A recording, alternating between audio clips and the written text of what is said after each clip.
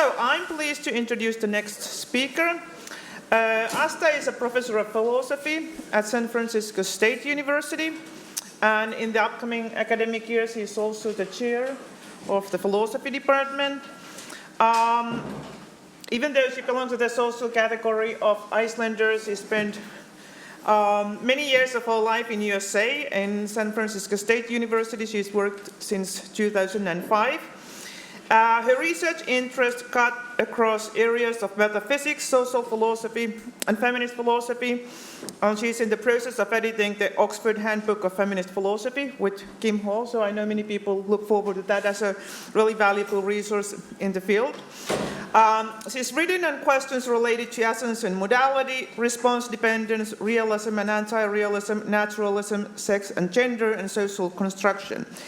And one of her recent works is a monograph on the metaphysics of social categories, entitled Categories We Live By, and that's also the title for today's talk. So please join me welcoming Ásta.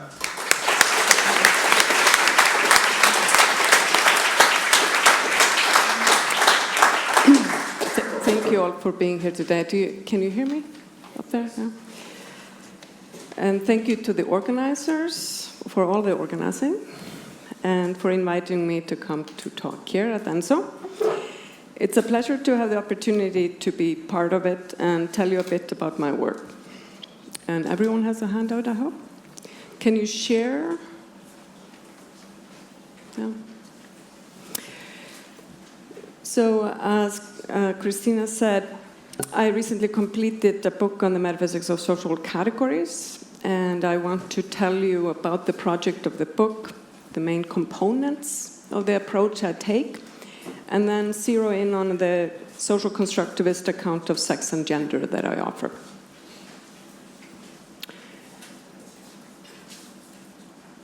First, a brief description of the overall project. In Infinite City, a San Francisco atlas, the author Rebecca Solnit and performance artist Guillermo Gomez Peña reflect on their experience as they travel through the city of San Francisco. Solnit finds herself as Western in Chinatown, as white in Bayview, as straight and female in the Castro. Gomez Peña is mistaken for a tourist from Argentina in Chinatown. At the Bollywood Cafe, he's the wrong kind of brown. In the Castro, he is an older gay man. And in the financial district, he's nobody. All of these, Western, white, etc., are examples of features that define social categories. And although these social categories vary in importance and pervasiveness, they set parameters for the encounters Solnit and Gomez Peña have with people on their wandering through the city. They also frame their own understanding of their experiences. But what exactly is a social category? To answer that is to give a metaphysics of social categories, a theory of the nature of social categories. My strategy is to give a metaphysics of the features that define them. For example, if the category is women, then the property is being a woman. If the category is queers, then the property is being queer, and so on. Here you have a glimpse of the book, the project. This is the first part of the handout. The project is to offer a metaphysics of social categories and the strategy to give a theory of social properties of individuals that define those categories. The main components of the theory are a conferralist framework for properties, an account of social meaning, an account of social construction, and accompanying that is also an account of social identity. Then accompanying that is an application of the theory, where I offer concrete conferralist proposals of categories such as sex and gender, race, disability, religion, and LGBTQ categories. So what I'll do today is to sort of talk about the framework, and then I'll talk about the particular accounts of sex and gender. The first task is to give a theory of social features or properties of individuals. We all have various sorts of features. Some are natural features, other relational, others social.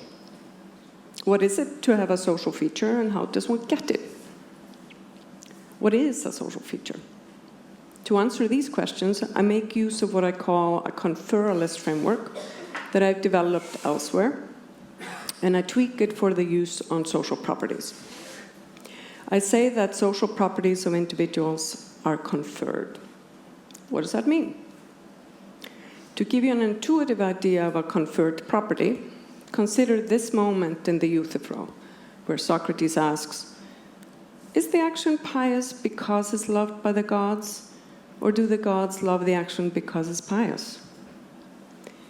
In this case, my issue is the nature of the property being pious. Is it dependent on the gods' love or not? Euthyphro initially maintains that the action is pious because it's loved by the gods, although he later succumbs to Socrates' view that the action is pious independently of the gods' love. In fact, he thinks the gods come to love it upon detecting it, that it's pious. Everyone succumbs to Socrates. So, while our interest in the Greek gods and their emotional lives has been replaced by interest in humans and their own creations, the modern question of the metaphysical status of the various properties that clothe our world mirrors exactly the Euthyphronic question. What kind of property is the property of being a woman, being male, or being black? How independent are these properties from human attitudes and practices? The initial Euthyphronic intuition is that they are not independently given, but rather dependent on, in some way, on us humans. The question is, how? The answer I give is that they are conferred. How does a property get conferred? That depends on which property we're talking about. And the conferralist framework is an abstract schema that needs to be filled in for each property. One can use this framework to argue for a certain sort of subject dependency of any property. I've done that for some other properties. But in this project, I'm concerned with social properties of individuals. These include being of a certain gender or race, and other features that define protected groups in various jurisdictions, but also any other category defined by a social property. The main idea is this. Social properties of individuals are statuses that people have in the context they travel. These statuses consist in constraints and enablements on their behavior. And these statuses are connected to other properties of individuals in a particular way. I make a distinction between two sorts of categories, two sorts of contexts, and two sorts of features: institutional and what I call communal. Institutional contexts are contexts governed by a set of rules or laws. For example, laws governing driving in California, or rules governing the activities of the dolphin swimming and rowing club in San Francisco.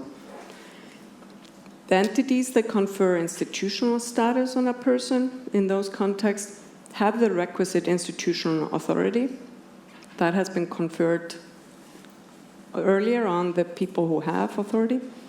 For example, in the case of getting a license to drive in California, the status is conferred by an official of the Department of Motor Vehicles upon judging the person to meet the relevant prerequisites. And this official has been granted that status at an earlier point. A person is conferred the status of member of the Dolphin Club by the president of the club upon being taken to meet the membership requirements and having been elected in the monthly members meeting. People have the status as long as they remain in the context and it doesn't get revoked. Statuses, of course, can get revoked. The profile of an institutional property is like the following. Here on the hand, and I've lumped them together. They share certain structural features. The institutional property, you have to specify what property you're talking about. Then you have to specify who is doing the conferring, what about them is doing the conferring. In the case of institutional property, it's an explicit conferral by means of a speech act or other public act. You have to specify when this happens, under appropriate circumstances, sometimes in the presence of witnesses, a particular place, etc. And then you specify the base properties or base properties. These are the properties that the authorities are attempting to track in the conferral of the status, and the individual need not have the property. They could pass as having the property when they in fact don't. They just need to be taken to have it. I call the conferring of an institutional status on an individual an act of classifying that individual. And this classification comes with deontic constraints and enablements, that is, with rights and privileges and the like. The other sort of feature is what I call a communal one, although institutional and communal conferrals can interact in a variety of ways. A communal feature is a social status conferred upon a person in a context on the basis of them being taken to have a feature that is socially salient in the context. The status consists in constraints and enablements, just like in the institutional context, but these constraints are not deontic. They don't concern rights, privileges, and obligations, but power, sway, and non-deontic restrictions. For example, being tall may be a socially important property in a particular context, and people taken to be tall deferred to or allowed to speak more than others. Being short may also be a socially significant property where if you're taken to be short, no one will listen to you. You can see how the treatment can often be quite far away from the property in question. The base property for the conferral of a communal property can vary, as in the institutional case. Consider, for example, a party where people are interested in who is and isn't married. Perhaps they're looking for someone to marry, or they're looking for a romantic encounter, and they don't want to get entangled with people who already are married, or perhaps they precisely want to get entangled with people who already are married. Let's suppose that Alex is legally married, but he doesn't carry a wedding ring and acts as if he isn't. At the party, Alex gets conferred upon him the communal status of eligible by the other people at the party. This is so even though he is already married. At the party, he has the communal status of eligible, and various people flirt with him because he has that status in the context. We can then also suppose that a friend of Alex's, Sami, shows up at the party and is enraged at Alex's acting as if he isn't legally married. Sami starts telling people at the party that Alex is already married. And after some whispering, Alex loses his communal status as eligible in the context. People may even feel hurt or betrayed by his acting as if he was not legally married. So the profile for a communal property is like this. You specify the conferred property. Then you specify who is doing the conferring, and that is a person or entity or group with standing. So when you're dealing with a party, it could be the majority of the people at the party. It could be one individual who has standing. There are lots of variations on this. And it would be an empirical question. What about the individuals does the conferring? This can be explicit, but most of the time it's implicit, and often it's not even conscious attitude, behavior that is doing the conferring. This happens in a particular context. The base property that the conferers are attempting to track, not consciously necessarily, but often it often is unconsciously. This property is the property that is the basis for the conferral, and as in the institutional case, the individual may not have the base property. They just need to be taken to it, just as Alex didn't have the base property of being not legally married, but he was taken to have the property. until Sami got around whispering to people's ears. It's important to note that what we have here are two distinct properties, being legally married and being presumed to be legally married, and the corresponding being legally not married and being presumed to be legally not married, which I've labeled eligible. Being legally married and being legally not married are institutional properties, and Alex has the former if he has had the status conferred upon him at a prior date, and he is still in that relevant institutional context. We can, of course, imagine that he is married in some country and he moves to another country where it's a different legal context, and then he could be single for the purposes of that legal context. This has, of course, happened to a lot of people.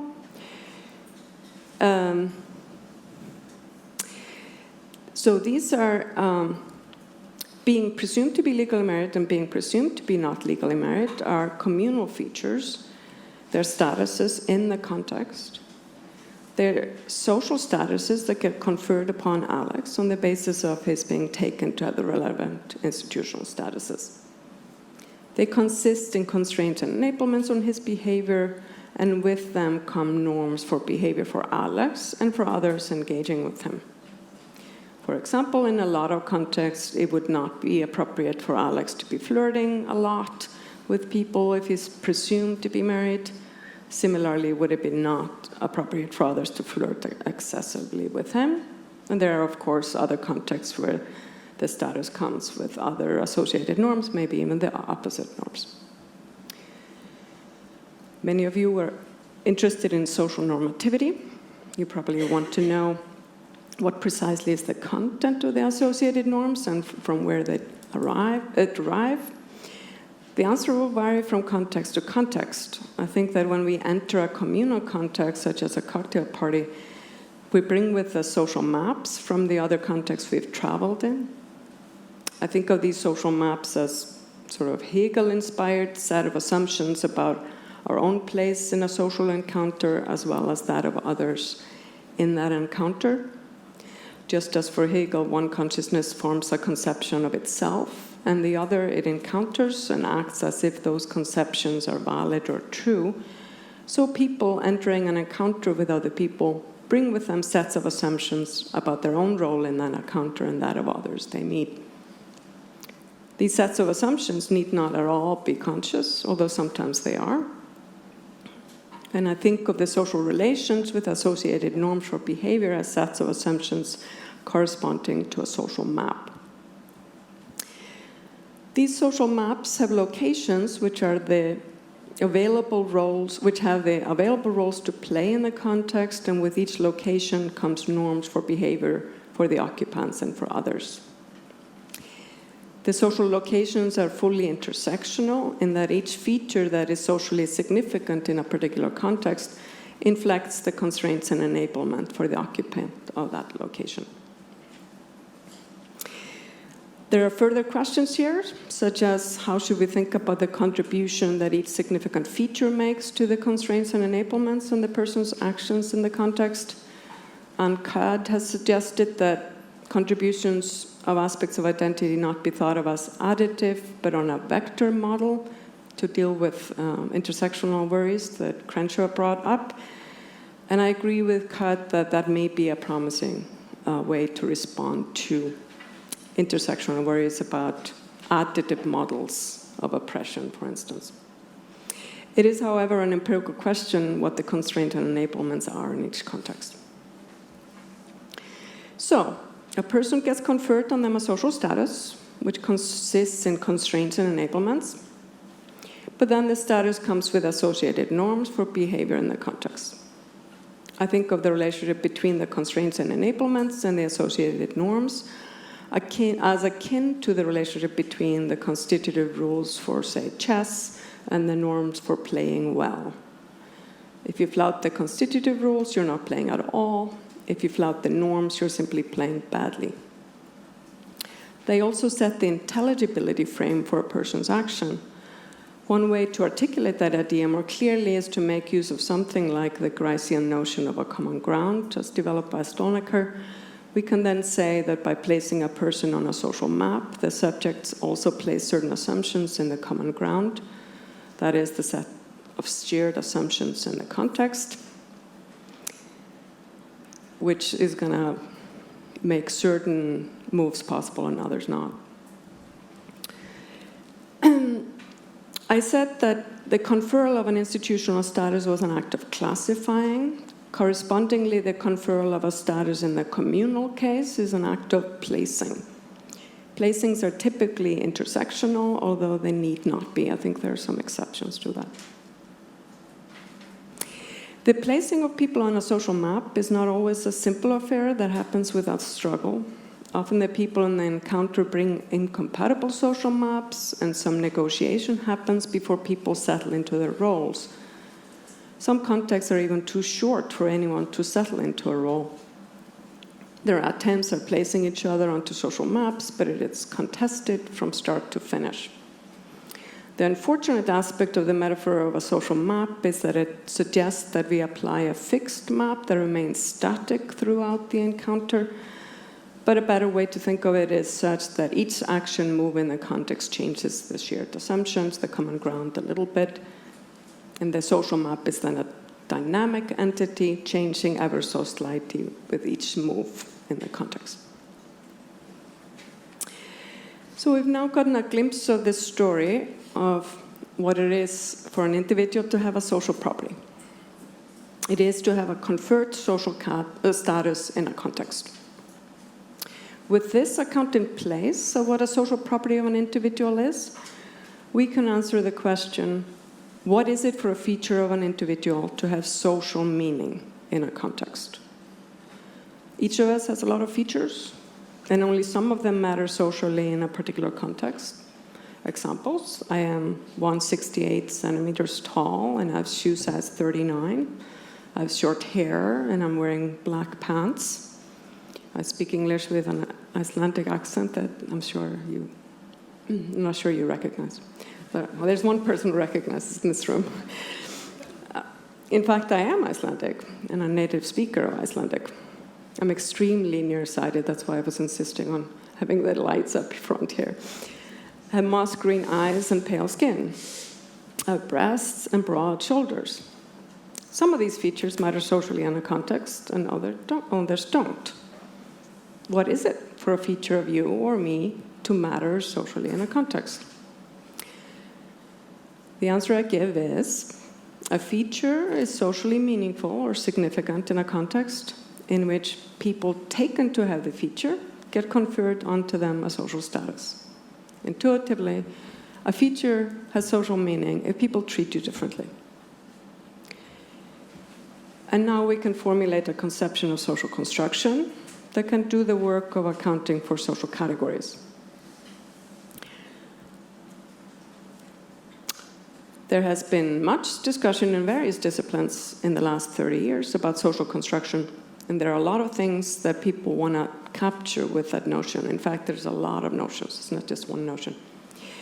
The phenomenon I want to capture is when some feature of an individual takes on social significance. For instance, when exhibiting certain secondary sex characteristic constrains what roles a person can play in the home or in civic and professional life, or when exhibiting certain morphological features associated with geographical ancestry, just the same.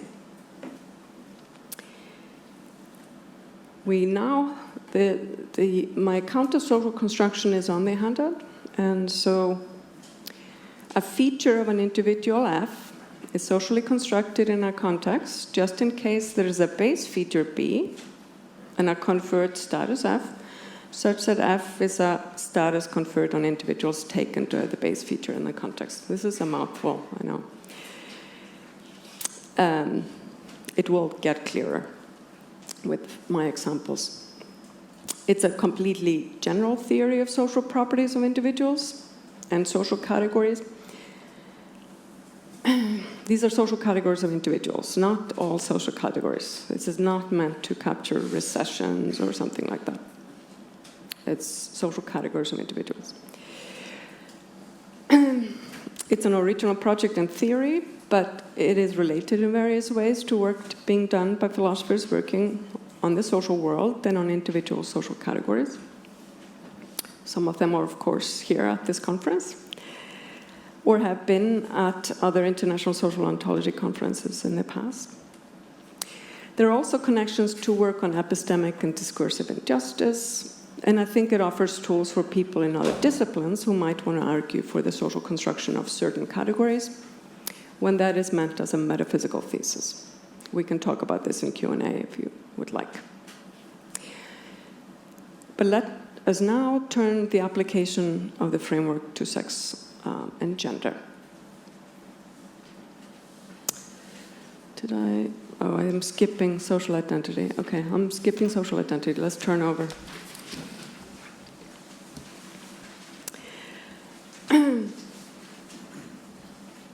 Returning to the application. So, I'll have a little water. In my proposals for how to make sense of sex and gender and their relation, I aim to capture the type of social construction involved in the well-known feminist slogan, "Gender is the social significance of sex." You see this in Haslanger, you see this in 70s feminism. For such a feminist, sex is biologically given and gender is social. For me, there's a twist. In fact, there are three. Sex is not biologically given, gender is radically context-dependent, and gender is not always the social significance of sex, but can be the social significance of something else. How am I with time? Am I okay with time? Yeah. A host of recent work in biology by Ann Foster Sterling and others, some people at the conference have brought up this work, and this work reveals that the biology supposedly supporting the division into two sexes is quite messy.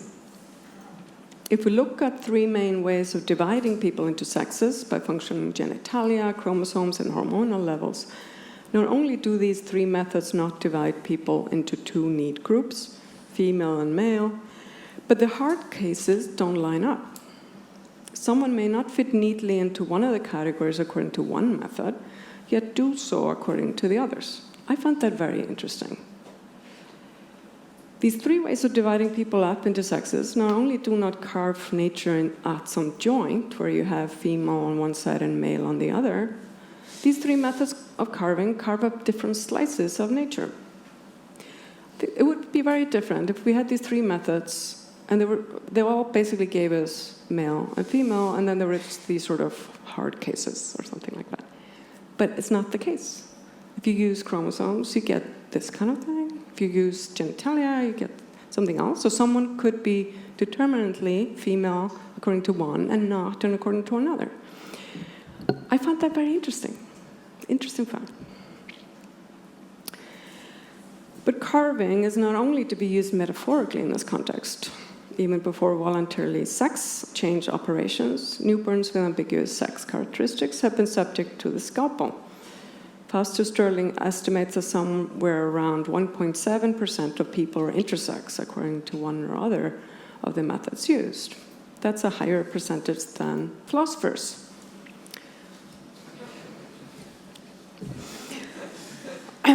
Much higher, of course.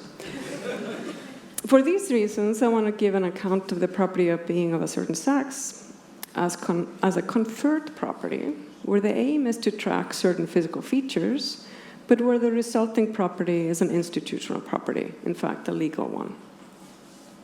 The property, I didn't put that on the handout. You get the gender version. Okay. The property is then being female or male. There are certain jurisdictions where you can be intersex or a third sex or neither, like various labels for these things. What is it like in Finland? Are there two sexes? Yeah. Okay. Yeah. Two options. Who does it? Legal authorities, drawing on the expert opinion of doctors, other medical personnel, and parents. The recording, when this happens, it's a recording of a sex in official documents on the basis of the testimony of parents, doctors, and others. and the judgment of doctors and others as to what sex role might be most fitting given the biological characteristics that are observed. When does this happen? It happens at birth in the case of newborns, and after surgery and hormonal treatment in the case of older individuals. There are certain jurisdictions where you don't need surgery or hormonal treatment. Iceland is now like that.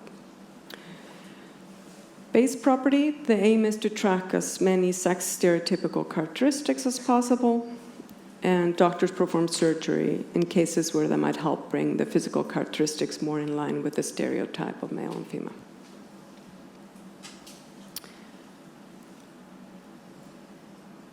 Let us now turn to gender and consider this scenario. You work as a coder in San Francisco. You go into your office where you're one of the guys. Some other people make the coffee. That's a clear distinction.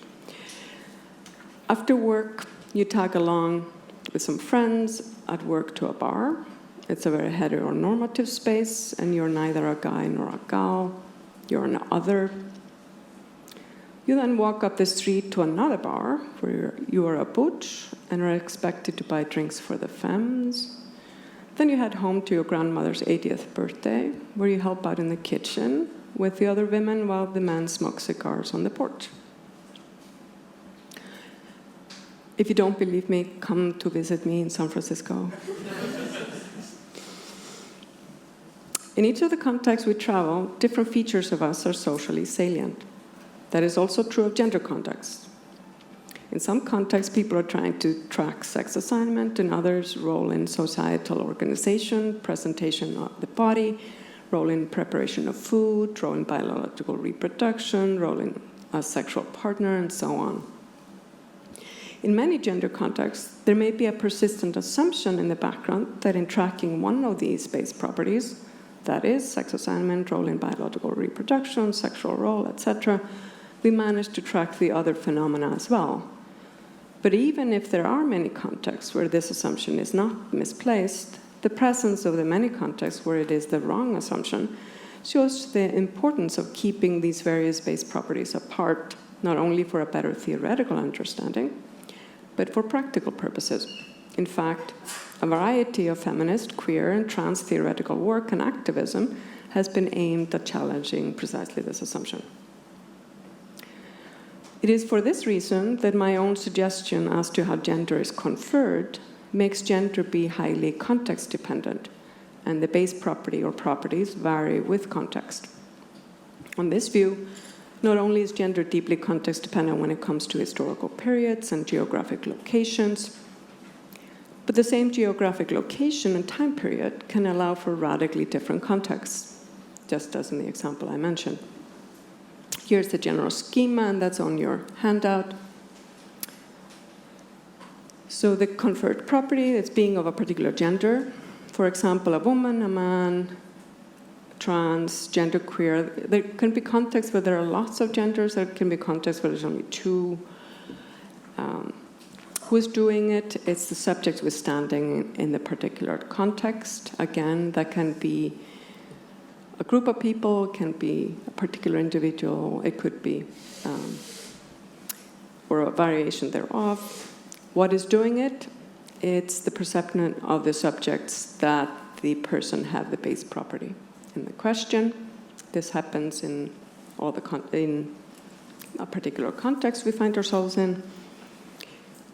And the base property that people are trying to track, often unconsciously, can be biological role in biological reproduction, can be role in societal organization of various kinds, sexual engagement, presentation of the body, role in the preparation of food at family gatherings, self-identification, and so on. Now I'm going to raise a little worry for my account and talk about how I respond to the worry. So let me now get to a potential problem for my approach. So this is a worry about the accounts of gender and structurally similar accounts. So there's a general worry about social constructionist accounts of phenomena such as gender that they cannot make sense of passing. Malon has written about this, for instance. Why would this be a worry for social constructionist accounts, and would my account be subject to it? The worry rests on the idea that to be able to make sense of the phenomenon of passing, that is, when a person passes for a woman or a person of a certain race and so on, that the account need to make a distinction between really being a woman and merely be taken to be one. Social constructionist accounts share the feature that the epistemic partly determines the metaphysical. The details on that vary, of course. And in this case, for example, to be a woman in a context just is to have the social status in the context. There's nothing more to it. How can we then make sense of the idea that someone could be passing as a woman in some context? And if we cannot make sense of passing, gender passing or other sorts of passing, then we have a host of social phenomena that the account cannot explain. For example, people's hurt or outrage over the case of Rachel Dolezal. Someone talked about this case at the conference, who was the president of the NAACP in Spokane, Washington, and was discovered not to have African American ancestry. Mundane everyday examples also involve the anger a person may show at realizing that someone isn't what the person thought they were. There are countless examples of this. My response to this worry is that it isn't a precise description of what's going on to say that on the conferralist account you're a woman if you're taken to be a woman. That characterization leaves out a key element, which is the base property and its role in the conferral. I say that the property of being a woman gets conferred on a person in a context when that person is taken to have the base property in the context, and this is enough to make sense of passing. You have here my attempt at making sense of passing. A person passes as having the base property for the conferral of the status woman when they don't have the property, and the knowledge of that lack would result in the revoking of the status. The person is a woman in that context, but passes as having the base feature. I cannot say, and I don't want to say, that they pass as a woman in the context, but I can say, and I do want to say, that they pass as having the base feature for the conferral when they don't. So while the conferralist account of being a woman is such that to be a woman just is to have a certain social status in a context, and not to have a vagina or be nurturing or to identify in a certain way, nevertheless, we can make sense of phenomena such as passing. You may notice also that this theory meets the demand for an answer to the woman question in feminist theory without giving a standard substantial answer, and thus avoids the pitfalls of such answers. I've given you a glimpse of the project of the book, and then we have zeroed in on the particular accounts of sex and gender. Given how sensitive issues regarding sex and gender are at the moment, let me be clear about the status of the account I offer and where we go from here. I offer a descriptive account of the social phenomena of sex and gender. According to the account, to have a sex or a gender is to have a context-dependent social status, institutional and communal status, respectively. We now can ask whether it is justified. Should it be different? We can ask whether it is justified that the base property in question have the social significance at all, whether it's justified that they have the particular significance they have. And we can ask whether a certain property should be the base property for a certain status. And when we answer these questions, we need to be guided by the idea that differential treatment is only justified when there is a material difference that merits it. And we always have to ask ourselves, what are those classifications and placements for? With regard to sex assignment, we can ask first, what is sex assignment for? Why do we need a sex assignment in official documents, such as passports? And has sex assignment any legitimate use for medical purposes, for example? Or are sex categories just what I call shorthand categories? and sex categorization a false taxonomy, to use Stephen Jay Gould's term. That is what I think, by the way.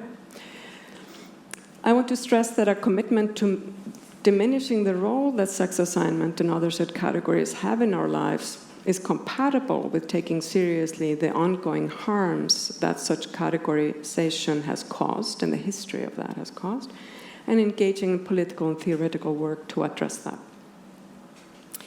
But before I let all my cats out of the bag, let me open the floor for questions. Thank you.